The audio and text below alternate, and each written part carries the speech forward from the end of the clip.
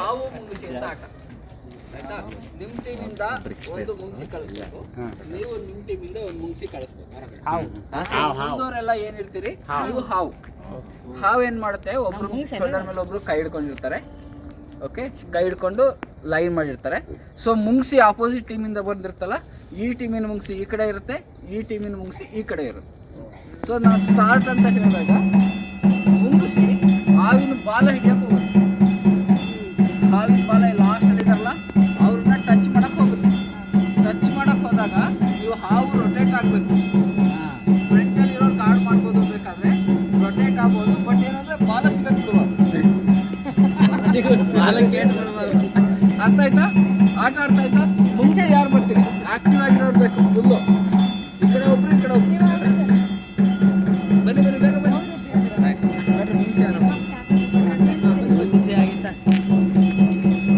Position, ಹಾವು position. ಜಾಗ use ಮಾಡ್ಕೊಳ್ಳಿ. ಹಿಂದೆ ವೆಹಿಕಲ್ಸ್ ಇದೆ, ಮುಂದೆ ಜಾಗ ಯೂಸ್ ಮಾಡ್ಕೊಳ್ಳಿ. ಶೋಲ್ಡರ್ ಮೇಲೆ ಹ್ಯಾಂಡ್ ಹೋಲ್ಡ್ ಮಾಡಿ. ಹಿಂಗ ಅಲ್ಲ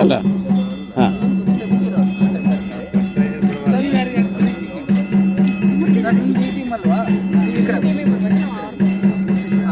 ರೆಡಿನಾ? ಆಟ ಆಡ್ತಾ ಇತ್ತ ಅಂದ್ರೆ ಕೈಯನ್ನ ಬಿಡೋಂಗಿಲ್ಲ.